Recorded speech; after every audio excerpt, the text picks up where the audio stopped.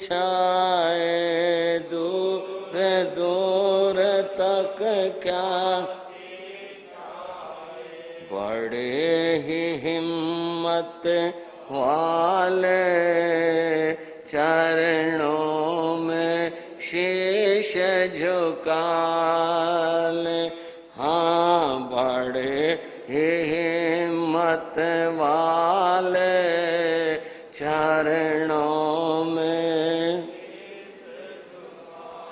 गुरु योगीराज गुण गाले, चरणों में शीश झुकाले।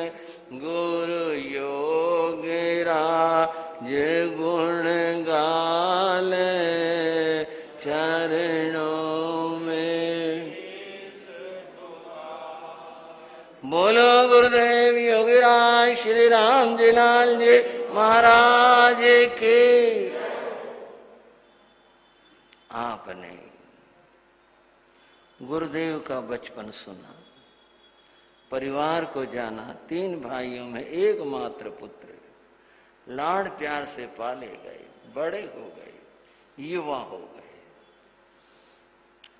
कुछ प्रकृति की देन होती है, वे शरीर से बड़े बलवान उठे, युवावस्था आई, बहुत शरीर उनका मजबूत और बलवान हुआ। बलवान होना एक गुण है। अगर व्यक्ति गलत रास्ते न चले तो उपनिषद में कहा, नाय आत्मा बलहीनेन लब्धे। बलहीन आदमी आत्मा की सिद्धि नहीं कर सकता। आप कहोगे ये अलग चीज है, शरीर अलग है, इससे क्या तात्पर्य है? तात्पर्य की बात तो यह है, भगवती सूत्र में ही जिक्र है।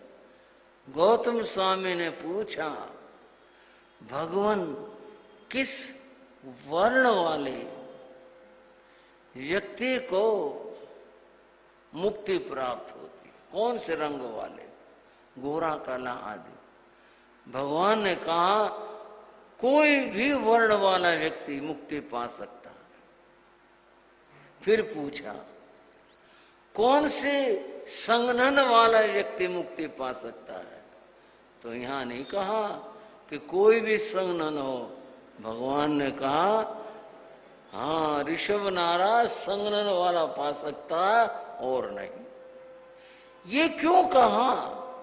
क्योंकि बलवान व्यक्ति ही वो साधना कर सकता है, साधारण व्यक्ति तो कर ही नहीं सकता। ये जो इतने बड़े बड़े परिचय आए और उन्होंने सहन किए, वो इसी तरह से हुए कि उनकी शरीर की क्षमता, शक्ति बहुत ज्यादा थी। भगवान महावीर तीर्थंकर तो होते वज्र ऋषभ नाराज संघनन वाले हैं, तभी तो इतने परीक्षे सहन हो गए, अन्यथा कैसे हो?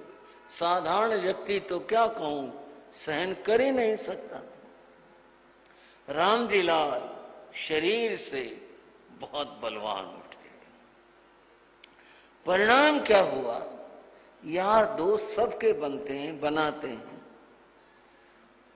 उनके भी बहुत सारे साथी बने और एक मंडली बन गई दोस्तों की गांव में। उसके प्रमुख और सरदार राम जी लाल थे। इसलिए नहीं कि वे वो चलो नायक है इसलिए मंडली के सरदार बना दिए, शरीर से वो बलवान थे। एक दो बात उनके बल की बताता हूं। एक बार खेत में गए थे, उनके खेत में एक जंगली भैंसा, वो खेती पकी हुई थी, वो घुस गया और वो खेती खाने लगा। उन्होंने एक ढेला उठा करके उसको भगाने के लिए फेंक कर मारा। ढेला लगा तो वो चिढ़ गया, स्वाभाविक है किसी को, और वह मारने के लिए दौड़ा। जंगली भैंसा, भैंसा तो वैसे ही बड़ा बलवान जानवर है, और वो जंगली भैंसा, और वो इतनी तेजी के साथ आया, रामजीलाल को एक ख्याल नहीं था कि आ जाएगा, और वो आते उसने टक्कर मारने की जैसी करी, उन्होंने उसके सींग पकड़ लिए। आदमी का झोटे का क्या मेल, पर उन्होंने सींग पकड़ लिए। वो कोशिश कर रहा उन्हें फेंकने की, टक्कर मारने की, और उन्होंने उसको हिलने नहीं दिया। उसने बहुत कोशिश करी, आखिर काफी देर तक जद्दोजहद हुई आदमी की और झोटे की ताकत, क्या आपस में मुकाबला हो सकता है, पर उन्होंने मुकाबला किया, पूरा मुकाबला किया। हर तरह उसके सिर को ऐसे कर, सिंह छोड़े नहीं उसके। उसने बड़ी कोशिश की उठाकर फेंकने की, और आखिरकार उन्होंने जो छुटा करके ऐसा भाग करके गया, पीछे मुड़ के नहीं देखा। बंद हो, ये बात चर्चित हुई, भाई आदमी इतना भी ताकतवर हो सकता है। बड़ौदा गांव से कुछ दूरी पर एक गांव है, वहां के कुछ पहलवान उस जमाने में प्रसिद्ध थे। बड़ी संक्रांति के दिन आए। बड़ी संक्रांति हरियाणा में मकर संक्रांति को कहते हैं, और उस अवसर के ऊपर गांव के बाहर कुश्तियां होती हैं, जैसे मेले लगते हैं ऐसा होता है। बड़ी संक्रांति से 2-4 दिन पहले उस पड़ोसी गांव पहलू जिसका नाम है, वहां के 5-7 पहलवान आए, और उन्होंने एक लंबी लाठी लेकर के उसके ऊपर लंगोट बांध दिया झंडे की जगह, और बांध करके लेकर के गांव में चक्कर लगा दिया। इस बात का सूचक था किसी में दम हो तो कुश्ती कर ले। ये पहलवानों की अपनी निशानी थी, गांव में घुमा दिया। पता चली गया भाई पहलू वाले पहलवान आए थे, झंडा घुमा दी, कुश्ती की चुनौती देगी। अब उसका सामना तो वही करेंगे। गांव में जो पहलवान लोग थे, मजबूत लोग थे, रामजीलाल की मंडली इकट्ठी हुई। बोले वे पहलू वालों ने हमारे तो सिर के ऊपर से टांग फिरा दी, सामना करो, चुनौती का उत्तर दो। बोले दो भाई। पहले बात होगी।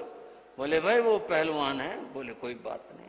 रामजीलाल ने स्वीकार किया, मैं टक्कर लूंगा। बंद हुआ, बदले में उनको वो लंगोट भेज दिया है, भाई हम तैयार हैं।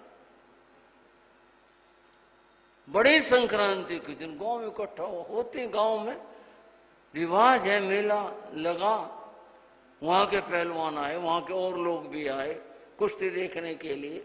सब मतलब आनंद के वातावरण में होता, कोई झगड़ा कुछ नहीं, कुश्तियां होंगी देखने के लिए आए थे लोग। वो आगे पहलवान ये भी इकट्ठे हो गए। हुई पहले छोटे पहलवान ने कुश्ती, कोई जीता कोई हारा हुआ। बात आई आखिरी की कांटे की।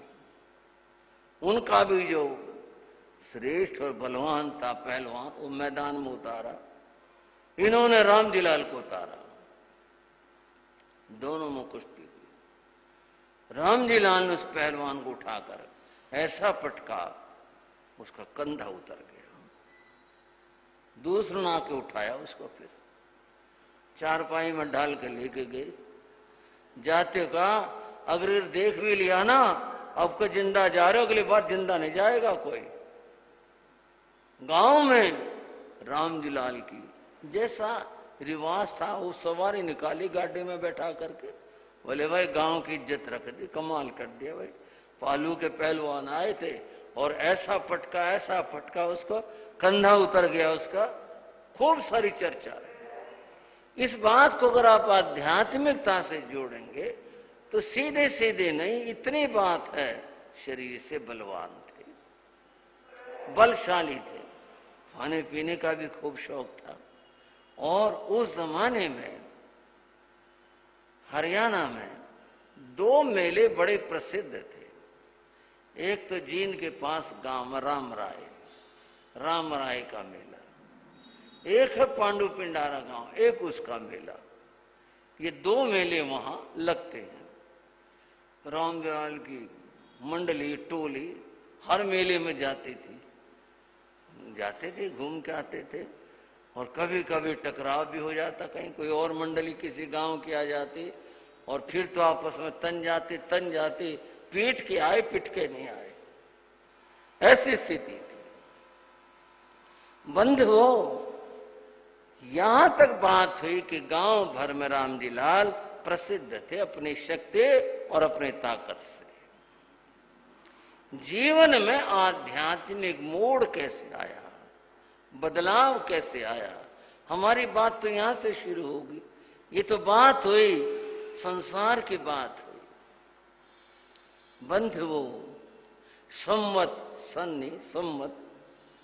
1911 में गुरुदेव श्री माया राम जी महाराज का बड़ौदा गांव में चातुर्मास हुआ। ये उनके जीवन का जो अंतिम चातुर्मास था, उससे पहला चातुर्मास था। इसके बाद भिवानी चातुर्मास हुआ, उसमें उनका देवलोक हो गया। ये चातुर्मास उनका विशेष चातुर्मास था, धर्म ध्यान की दृष्टि से भी विशेष था। कई चमत्कार भी हुए चातुर्मास में। और बड़ौदा गांव के जमींदारों में अगर धर्म लगा, ये चातुर्मास से लगा। यहीं से उनको जैन धर्म की लगन हुई और उन्होंने गुरु महाराज ने चातुर्मास किया भी इसी दृष्टि से था। वे गांव में और तो सब जगह धर्म प्रचार कर लिया, गांव में करना है। संवत्सरी बड़े आनंद के साथ उस चातुर्मास में मनाई गई। संवत्सरी हो गई, पारने हो गए सब। उसके बाद गुरु महाराज माया राम जी दोपहर बाद का समय 3-4 बजे का अपने फट्टे पर आसन पर विराजमान थे। गांव के 15-20 आदमी बड़े बुजुर्ग और वो सामने बैठे। महाराज बड़े दया करी, बड़े बड़े धर्म करवाए, बड़े व्रत करवाए, बड़ी मेहरबानी हुई। आपने तो सारे गांव के भाग जगा दिए, आपने तो बड़ा धर्म करवाया, हमने तो पता ही नहीं था। ऐसी बातें लोग कृतज्ञता और धन्यवाद में कह रहे थे, भाई बड़ी मेहरबानी हुई, आपने बड़ा। एक आदमी यूं बोला उनमें से, बोले जी और तो सारा सुधार हो गया गांव का। यहां गांव में एक नौजवानों की टोली है, अगर वो सुधर जाए ना, फिर गांव में फिर सबका सुधार हो गया। गुरु महाराज ने पूछा, कौन है भाई वो टोली के? बोले जी जवानों की टोली है और उसका जो मुखिया सरदार है वो रामजी लाल है। सब उसके कहे के हैं। कौन है भाई रामजी लाल, किसका है? बोले जी सुखदयाल का। गांव में तो परिचय इसी तरह से होता है। बोले जी सुखदयाल का। बोले सुखदयाल कौन सा भाई? बोले जी गंगाराम का। अच्छा, क्या बात है? बोले जी यूं तो कोई शिकायत ऐसी आती नहीं उनकी, किसी का कोई गलत करें, बाकी बस है बहुत मामला, कहीं भी लड़ाई हो जाए, कुछ हो जाए, वो कोई सामना नहीं कर सकता, सारे डर के रहते हैं। अगर आप उनको भी धर्म से जोड़ दो तो फिर गांव का सुधार हो जाए। गुरु महाराज सहज भाव में बोले, भाई मेरे पास लाना। बोले लाना? उसने कौन लाएगा, उसको कौन कहेगा? ना जी ना, हम नहीं कह सकते उसको। अच्छा भाई, अब थोड़ी सी बात रामजी लाल उसकी टोली की सुन लो। जब गुरु महाराज ने चातुर्मास घोषित किया बड़ौदा गांव का, तो टोली को भी पता चला वे साधु आएंगे, चमास लगाएंगे, ऐसी भाषा थी। और 4 महीने गांव में रहेंगे। आपस में बोले, भाई ऐसा ना हो कि साधु हमारे टोली को तोड़ दें, ऐसा ना हो। बोले फिर क्या करें? बोले भाई एक नेम उठा लो, वहां की भाषा बोल, नेम उठा लो, साधुओं का जाना नहीं, न कोई जाएगा, न उनका उपदेश सुनेंगे, न बात सुनेंगे, न हमारी टोली टूटेगी। सब ने नियम उठा लिया, यानी नियम कर लिया, भाई साधुओं के जाना नहीं और सत्संग सुनना नहीं, जाना ही नहीं, और पक्की इस बात के ऊपर रहेंगे। इनकी तो ये प्रतिज्ञा थे। महाराज यूं कहते मेरे पास लाना उसको, लोग बोले हम नहीं ला सकते उसको। फिर ये योग संयोग कैसे बना? बंधुओं, शास्त्र में एक शब्द आता है, उसे कहते काल लब्धि। काल लब्धि का जब परिपाक होता है, सहज भाषा में से यूं कहें, जब कोई समय आता है जीव के कल्याण का, तो वैसे योग बन जाते हैं। काल लब्धि के परिपाक के बिना कोई जीव मोक्ष नहीं जा सकता। काल लब्धि का परिपाक होगा तभी उसमें संयम आएगा, और संयम आएगा साधना होगी। काल लब्धि का परिपाक होगा तभी मोक्ष होता है, अन्यथा नहीं होता। अब इसे सहज भाषा में हम यूं कहेंगे, भाई जब समय आता ना तो योग संयोग अपने आप बन जाते हैं। अब यहाँ देखें कि क्या योग संयोग बना कि राम जी लाल गुरु महाराज माया राम से कैसे मिले।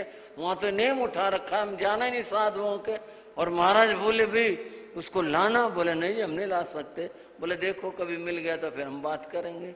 अब कैसे मिले ये बड़ी जानने की बात, और यहाँ से फिर शुरू होगी संयम की बात, वो चर्चा आगे की। आज की चर्चा यहीं तक।